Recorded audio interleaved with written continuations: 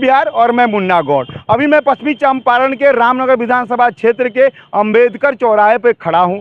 आपको बता दूं कि बिहार में इस समय चुनाव का सरगर्मी बहुत तेजी के साथ बढ़ रहा है। नवंबर का महीना है लेकिन जून की तपीस है। राजनीतिक दलों में काफ़ी गर्माहट है। सभी दल अपने तरफ जनता को रुझाने में लगे हुए हैं। किसी के पैर पकड़ रहे हैं तो किसी से आशीर्वाद ले रहे हैं। हमारे साथ बिहार के और पश्चिमी चंपारण के जाने माने पत्रकार करण कुमार गौड़ जी मौजूद हैं, जिनसे हम बात करके जानना चाहेंगे कि इस बार पश्चिमी चंपारण में जो कि 9 विधानसभा क्षेत्र है, कौन गणित बना रहा है, कौन गणित बिगाड़ रहा है, किसके पक्ष में जनता जा रही है, किसके पक्ष में जनता नहीं जा रही है। करण कुमार जी, आपका दैनिक न्यूज़ बिहार में स्वागत। चलिए, बहुत बहुत धन्यवाद मुन्ना गौड़ जी कि आप हमको 11 नवंबर को बिहार विधानसभा चुनाव दूसरा चरण का मतदान अपने जिले पश्चिमी चंपारण में है। 9 विधानसभा क्षेत्र है। प्रथम वाल्मीकि नगर है। वाल्मीकि नगर में एनडीए के विधायक है। यूँ कहे पश्चिमी चंपारण में पूरे एनडीए की सरकार विधायक हैं और एक सिक्टा को। तो किस तरह से आप देख रहे हैं इस बार का चुनाव किधर जा रहा है? देखिए, ये तो कहना कि इस बार का चुनाव किधर जा रहा है ये थोड़ी जल्दीबाजी होगी, क्योंकि अभी जो पब्लिक मूवमेंट है या जो लोग राय बना रहे हैं सोशल मीडिया से लेके धरातल तक का अगर विश्लेषण करेंगे तो इसमें कहीं ना कहीं एक परिवर्तन का जो है माहौल चल रहा है। चंपारण को हमेशा से माना जाता था कि ये एनडीए का गढ़ है और इसमें जो भी एनडीए के प्रत्याशी आते हैं वो चाहे कोई भी हो उसे जनता विजयी श्री का आशीर्वाद देती ही देती है। ठीक है, तो एक तो ये हो गया।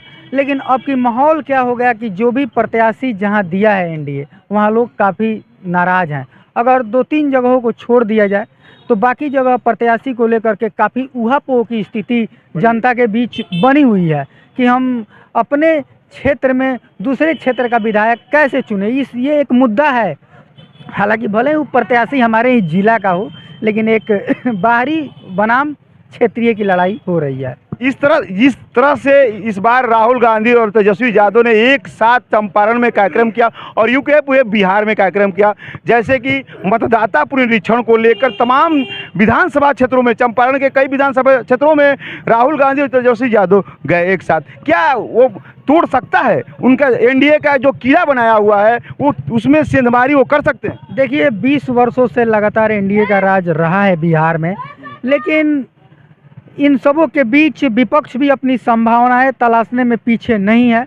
और जब से खास करके तेजस्वी यादव जी विपक्ष के तौर पर खुल के सामने आए हैं, बिहार में उनका फेस आया है, तब से वो लगातार मेहनत कर ही रहे हैं।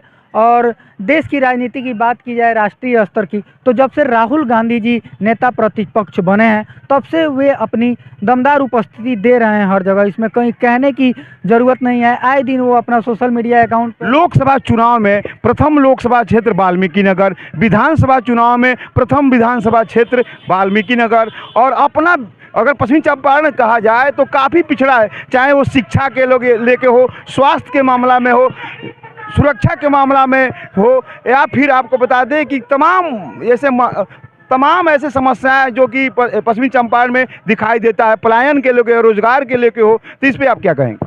देखिए, चंपारण में अभी आपने जितनी भी समस्याएं बताई है, ये सारी समस्याएं यहाँ भरी पड़ी हुई है।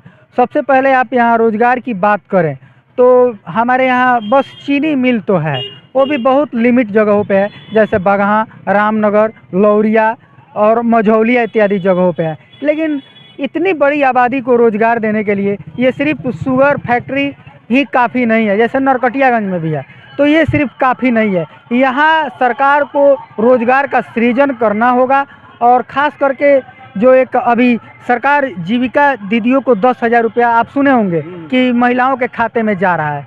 मुन्ना जी, हमारे कहने का मतलब ये है, सरकार जो चुनाव से एन पहले चुनावी लॉलीपॉप हमारी माताओं बहनों के खाते में वोट के प्रलोभन के लिए 10,000 रुपया जो दिया गया, मुन्ना जी, मेरा पर्सनल ये सोच है कि एक विधानसभा में जितना रुपया महिलाओं को दिया गया वो पूरा अगर कलेक्शन करके, मान लीजिए करोड़ रुपया तो ज़रूर होगा, वो करोड़ रुपया से एक उद्योग लगाया जाता तो बहुत सारी महिलाओं को रोज़गार मिलता और स्वावलंबन को उनकी ज़िंदगी होती और जीविकोपार्जन का उनका एक साधन बनता और वो भी अपनी ज़िंदगी शान से जीती। मैं एक प्रश्न आपसे और अंतिम प्रश्न है मेरा, क्या इस बार आपको ऐसा दिखाई दे रहा है कि एनडीए का पलड़ा भारी है या फिर महागठबंधन का पलड़ा भारी है?